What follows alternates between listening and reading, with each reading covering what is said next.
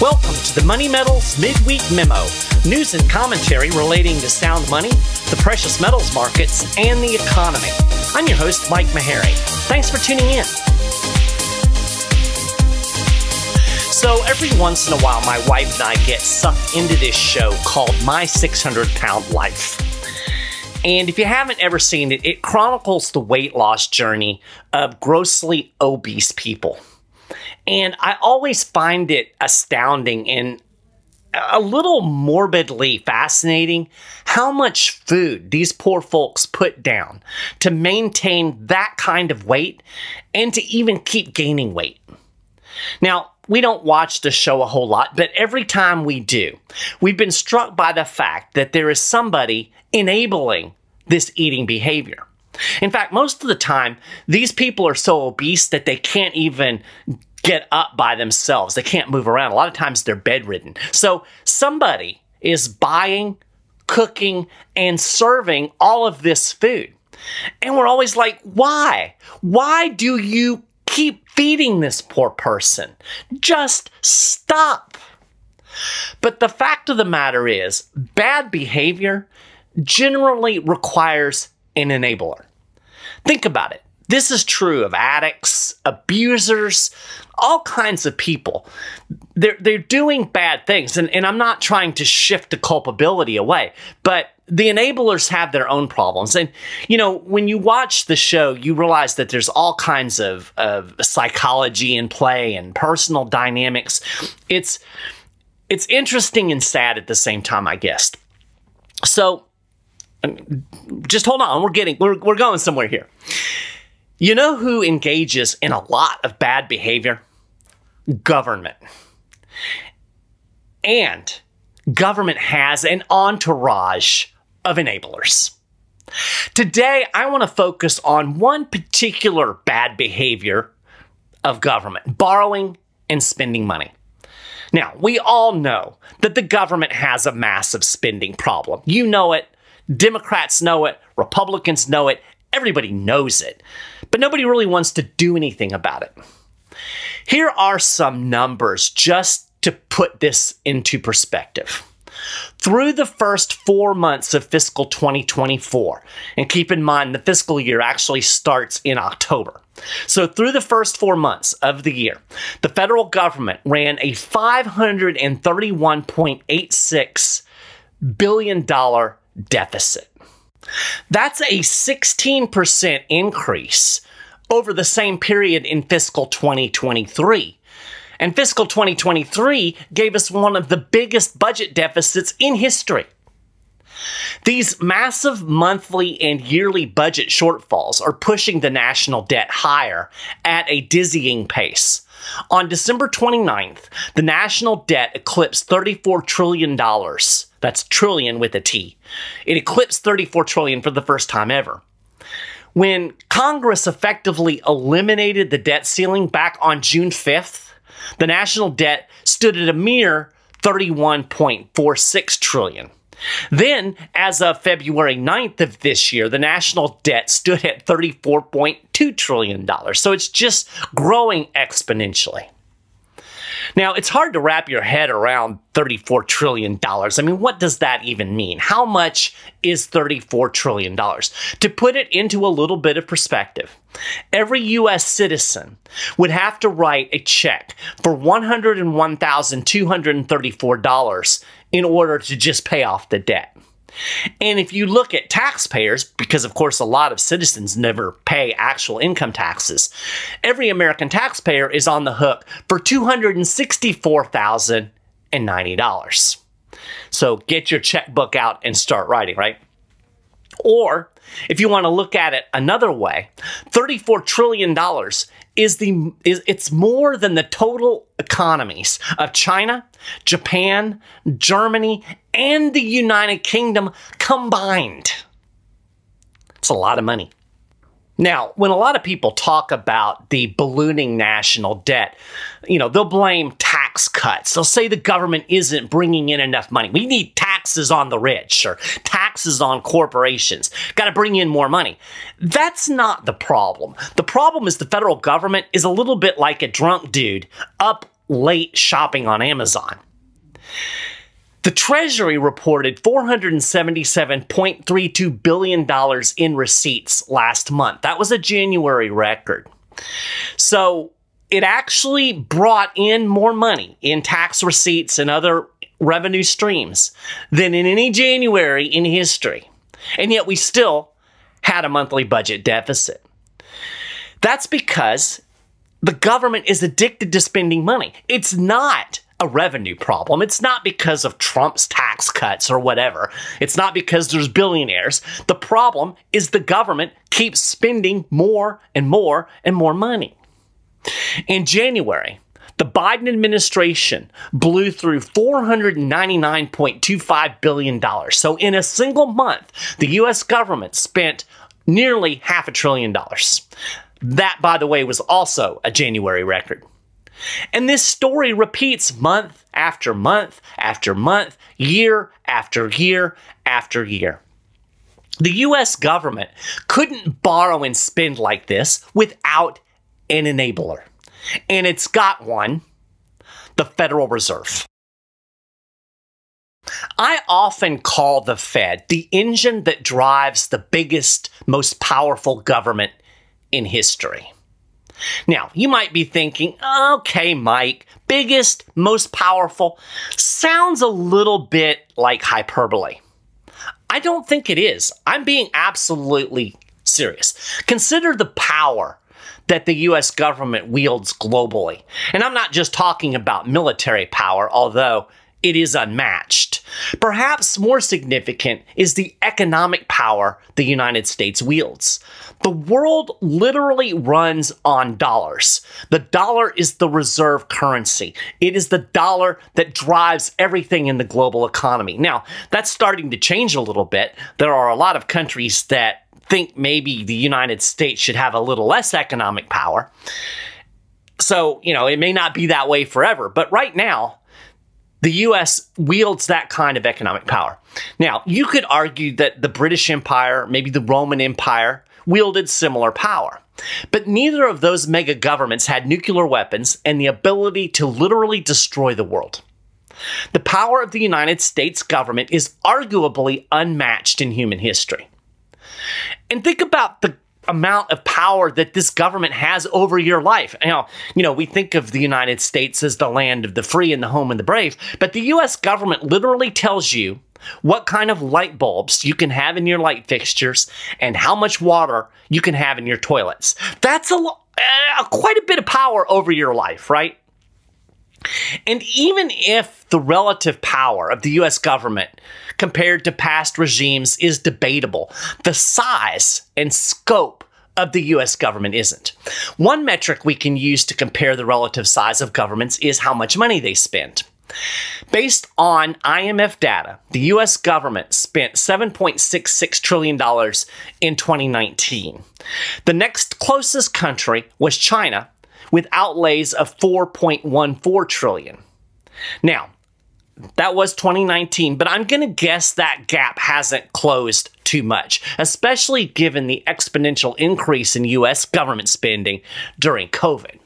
Now, obviously, China has a lot more people than the U.S. The disparity in the scope of government becomes even more apparent when you compare the two countries' per capita spending. The U.S. spent $20,674 per capita in 2017. China spent a paltry $2,735 per capita. In other words, the United States', quote, limited constitutional government spent nearly 8 times per capita than China's socialist state under the People's Democratic dictatorship. So, hyperbole aside, I'm pretty comfortable in calling the U.S. government the biggest government in history. And if I'm wrong, it's still got to be in the top 5, right? And this would be impossible without the enabling ways of the Federal Reserve. Without the central bank's machinations, the U.S. government wouldn't be able to borrow and spend to the extent that it does. Congress wouldn't be able to sustain deficits running in the trillions of dollars year after year. Instead, it would have to rely on direct taxation and borrowing smaller amounts of money for shorter terms. Because higher taxes are politically untenable, the government would be forced to constrain its spending. That would put a natural check on both the warfare and the welfare state. Without the Fed, there would be a natural check on the size and scope of government. But with the Fed running its monetary operations, the government can borrow and spend far more than it otherwise could. And that means the government is bigger than it otherwise would be. To understand the role of the Federal Reserve, you have to understand how we pay for government. The first crucial point is government is never free. I think a lot of people think it is, but it is never free. Every penny that the government spends comes out of your pocket or my pocket. It comes out of the people's pockets. Direct taxation serves as the most honest funding source for governments. In this scenario, the government collects money directly from the people and then uses that money to pay for its programs and all of its expenditures. Kind of a money in, money out system, right? I say it's the most honest way to fund government because we can see exactly how much we're paying, right? We understand when we're being taxed that our income is lower. We can clearly see the impact of government spending on our personal lives. The problem for the government is direct taxation isn't particularly popular, right? The government can only raise taxes so high before we start to get angry. We start to balk. As a result, you're far more likely to hear politicians talk about cutting taxes than raising taxes. I mean, we might need to raise taxes to pay for these programs, but nobody wants to pay more. So politicians aren't going to say that. And the thing about it is even politicians who push for tax increases, mostly Democrats, they always emphasize that we don't mean we're going to raise taxes on the middle class or the poor. And that is by far the majority of the population. There is no way that anybody is going to fund a government just by taxing the rich. In fact, I ran the math. It's been a number of years ago, but like you could take all of the money from all of the billionaires in the United States, and it would run the government for like, I don't know, 6 months. So this notion that we're going to raise taxes on billionaires and somehow fund all of this spending is just, it's silly. And the politicians know it's silly, but here's the thing. Politicians, what do they care about? All they care about is getting elected, right? That's their goal, get elected. So they're going to tell people what they want to hear. They're going to promise more for less. They'll never deliver more for less. They deliver less for more. But unfortunately, people buy into this political silliness, and you can see what we get, right? So because government can't really tax to the extent that it needs to sustain itself, it turns to borrowing. This effectively kicks the can down the road, right? Nobody has to pay today, but of course, eventually, we have to pay the bill. If you borrow money, you have to pay back the people you borrow from at some point. So the taxpayers of the future foot the bill. We might pay for government programs today that are going on today. We may pay for that 20 years from now, or our kids will pay for it, or our grandkids will pay for it. Meanwhile, the taxpayer of today is still on the hook for the interest on all of that borrowed money. Now, borrowing is way more popular with politicians because the taxpayer perceives it as less painful, right? If the government, it happens all the time. I'll start talking about the national debt. I'll start talking about borrowing and deficits. And people's eyes will glaze over and they'll be like, yeah, I don't care. That's kind of the general attitude. I mean, I think at some level, most people intuitively know having a $34 trillion debt probably isn't a good idea, but they don't see that impacting their pocketbooks the way taxes do. So it's kind of like, we'll shrug and we'll move on and we'll keep voting for these clowns who keep spending all of this money. So taxpayers perceive it as less painful, but of course, borrowing also has a natural limit. And the truth of the matter is the federal government has pushed far beyond that natural limit. Enter the Federal Reserve. So, to really get where I'm coming from here, you have to understand the mechanism. How does the Fed serve as the enabler?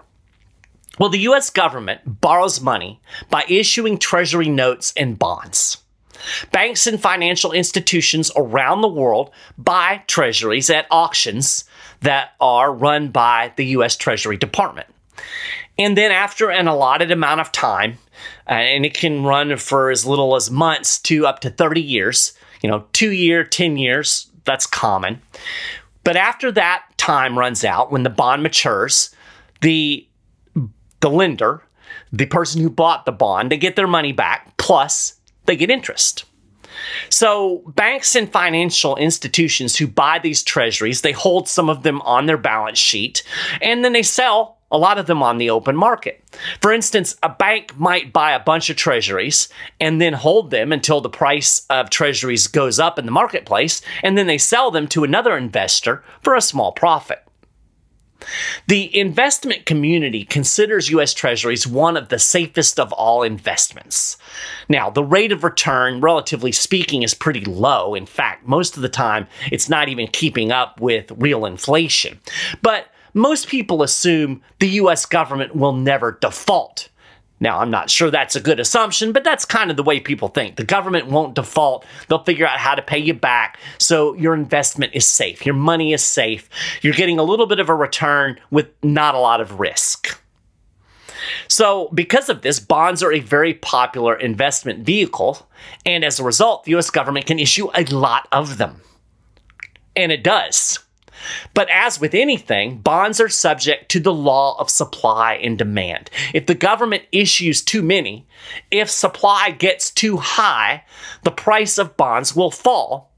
And conversely, the yield, the interest rate the government has to pay will increase. Bond yields are inversely correlated with the price of bonds. So the more the price of a bond drops, the higher the interest rate gets. And if you think about supply and demand, this all makes sense. That higher interest rate that the government has to pay means a bigger profit for a potential investor, and that incentivizes or entices people to buy more bonds. As that interest rate goes up, you might look at a bond and say, I'm just going to get a 2% return, not really worth it. But if you're going to get a 5% return, oh yeah, maybe that's worth putting a little money in the bond market. So that's what's happening right now as interest rates have risen over the last year. With the Fed trying to fight inflation, interest rates have gone up, bond yields have gone up significantly, and as a result, that ostensibly increases demand for bonds. So some more numbers to kind of put things in perspective when we're talking about interest rates. Interest on the federal debt came in $96 billion higher through the first 4 months of fiscal 2024 than the same period last year. The government has shelled out $357 billion in interest payments so far in fiscal 2024. Again, the fiscal year starts in October. Through that same time period, the only category with higher spending was Social Security. That means the government spent more just paying interest costs than it did on national defense, than it did on health care, than it did on roads, than it did on Medicare. It's paying more for interest than anything else except for Social Security. Here's another little bit of perspective to look at it a different way. Rising interest rates drove interest payments to over 35% as a percentage of total tax receipts in 2023. In other words, the government is already paying more than a third of all of the taxes it collects just to pay interest expense. Now, Having the cost of borrowing go up like this theoretically puts a cap on borrowing, since interest expense can only rise so high and remain sustainable, right? I mean, if you get to the point where the government's paying half of its tax collections in interest expense, at some point, somebody somewhere's got to say, we're going to have to stop borrowing money here. It's too expensive. We can't do it anymore. So again, this should put a natural check on the growth of government. And this is where the Federal Reserve steps in. As the government floods the market with more and more bonds, there simply isn't enough natural investor demand to sustain all of the borrowing. So the Fed eases the supply pressure by stepping into the market and buying bonds. This is a monetary operation called quantitative easing. And in effect, the Fed creates artificial demand for bonds in the marketplace. It holds interest rates artificially low. This allows the U.S. Treasury to issue more bonds than it otherwise could at a lower interest cost. So again, just to make it clear, there are too many bonds in the market. The Fed steps in, buys the bonds. This creates demand, holds prices down, keeps interest rates higher. Now, here's the neat little part of this. Here's the trick. How does the Fed pay for these bonds? Well, it just prints money. Now, the central bank doesn't literally print $100 bills in the basement of the Eccles building. And I've had people get angry with me, or, I don't know, it's kind of pedantic, but they'll say, well, the Fed doesn't really print money. Only the government can print money. Yeah, I know it's not really printing money. It's shorthand. But the effect of what the Fed does is exactly the same as if they were using a printing press to create $100 bills. The Fed creates digital money, and it sends it to the seller. It takes possession of the bonds, and then holds these treasuries on its balance sheet. This process is called debt monetization. It's basically taking U.S. debt and turning it into money. Let me try to put this into terms that are maybe a little bit easier to understand. Imagine you have a checking account. I mean, you probably don't have to imagine that. I'm sure you have a checking account. So you've got your checking account, and your checking account balance is $5. Like, you're totally broke. But imagine if you could still go and use your debit card and write checks. And when you did, money would just magically appear in your bank account out of thin air to cover what you just spent. That's literally what the Fed is doing. It doesn't have money in a checking account anywhere, but it effectively just writes a check and money appears. Money just, it comes out of thin air. So, like I said, the effect is exactly the same as if the Fed had a printing press and was like running off counterfeit money. And the impact of this, of course, is increasing the money supply, because all of this money that is created through debt monetization is injected into the economy. So, for instance, during the Great Recession, in the wake of the 2008 financial crisis, the U.S. government ran trillion-dollar deficits for the first time ever. This was during the Obama administration. During that time, the Fed expanded its balance sheet by more than $4 trillion. It bought trillions in U.S. government bonds. It also buys mortgage-backed securities, by the way, which has the same impact on the mortgage market. It holds mortgage rates lower than they otherwise would be, creates artificial demand for mortgages. So the Fed is kind of doing a double whammy with quantitative easing. But right now, we're just really focusing on the impact on the Treasury market. So it ran similar operations during the pandemic. In effect, the Fed monetized every dollar borrowed in 2020, and the federal government borrowed a lot of money in 2020. So, theoretically, the Fed would only hold these bonds on its balance sheet temporarily. And that was the excuse. It's an emergency, so we have to do this. And at some point, if it was being honest, it would sell the bonds back into the market, and it would suck up the excess money that it created. So eventually that liquidity would come back out of the system. In fact, when Ben Bernanke launched the first round of quantitative easing in 2008, he swore to Congress that it was not debt monetization. He said it was an emergency measure and that it would be unwound. Now, you'll be shocked to learn that it was never unwound. Between 2008 and 2021, the Fed added somewhere in the neighborhood of $8 trillion to its balance sheet, injecting an equivalent amount of new money into the U.S. economy. That, my friends, is a lot of debt monetization. Now, over the last year, the Fed has been shrinking its balance sheet. It's actually been trying to unwind some of it, right? It has a balance sheet reduction plan. And if it follows that plan for the next 7 years, it will unwind all of the pandemic era debt monetization. Won't touch all of the debt monetization from 2008 that's still out there on that balance sheet. And of course, it's not going to run balance sheet reduction for 7 years. In fact, they're already talking about ending it this year.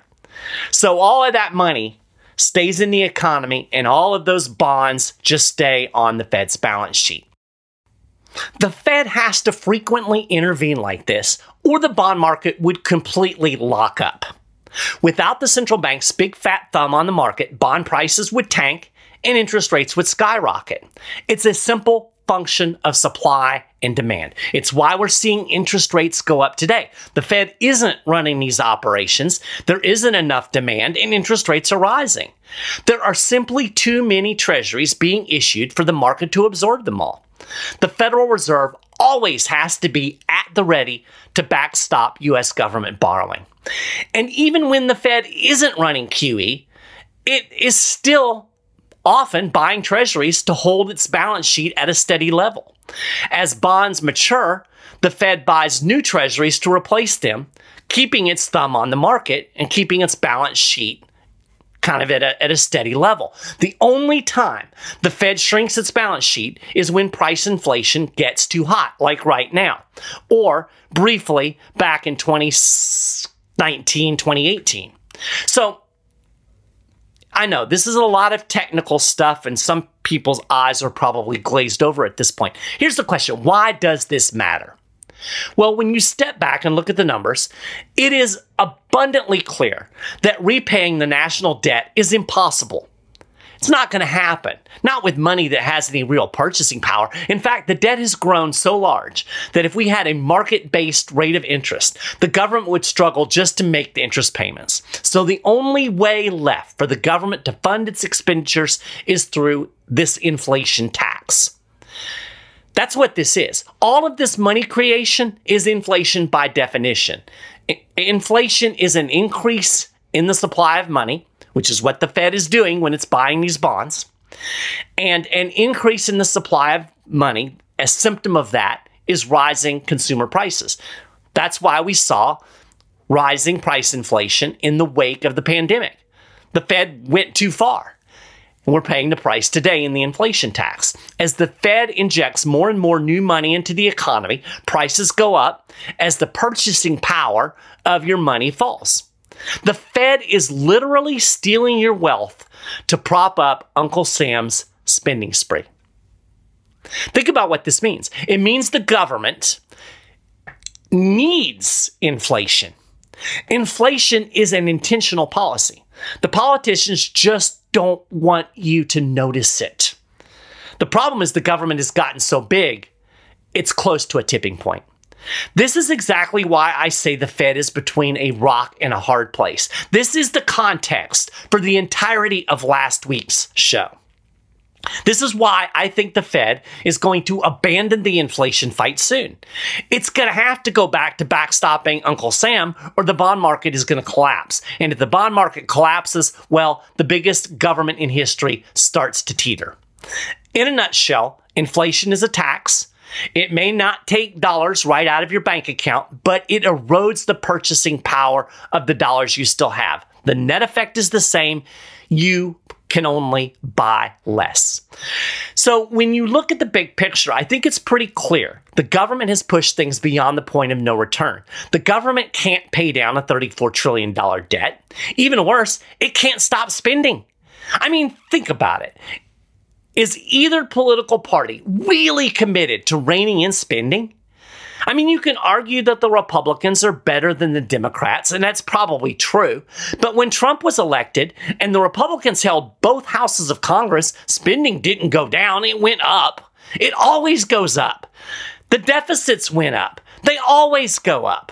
Trump was supposedly running a booming economy in 2020 before the pandemic, but the trajectory was already for a $1 trillion deficit for that fiscal year, even before the pandemic meltdown. Keep in mind, again, the fiscal year starts in October. So at the point of the lockdowns, we were already, 4 months into the fiscal year. So Trump was running Obama-era deficits and didn't even have the excuse of a Great Recession. And then, of course, there's always an emergency. There's always a pandemic. There's always a war. There's always some emergency that requires more borrowing and more spending, which leads to more quantitative easing and more inflation. My point here is this is what you're going to get. This is it. We'll have budget battles and posturing and debt ceiling fights, and politicians will jawbone about cutting spending or cutting taxes. But out in the real world, spending will go up. The deficits will continue to go up. The debt will continue to grow. And at some point, this will precipitate a financial crisis. You can kick the can down the road, but at some point, you run out of road. And this is yet another reason to be prepared. So I'm going to wrap up just once again urging you, take advantage of the low price right now of gold and silver. Relatively speaking, gold and silver is technically on sale. It is not priced for what's coming. And, you know, I'm kind of surprised. Gold held $2,000, even with talk of, interest rates staying higher for longer. But I keep saying the real problem is going to start when something breaks in the economy. And at that point, the Fed is going back to quantitative easing. It's going back to rate cuts. Your money is going to keep being devalued. Consider gold and silver. Call 800-800-1865 and talk to one of the good folks over at Money Metals. Or just go to the website, moneymetals.com. You can chat online or you can just order online. But do it today because we're running out of time. That's the sad, hard reality. So that is a wrap for this episode of the Money Metals Midweek Memo. You can get more information about the things that I've talked about today and more over at moneymetals.com/news. And if you want to get the latest news right in your inbox, make sure you sign up for our email list over at moneymetals.com. Of course, you can subscribe to the Midweek Memo on your favorite podcasting platform. And make sure you tune into our Market Wrap podcast on Friday. You get a short market wrap. And a lot of times you're also going to get some pretty cool interviews by yours truly.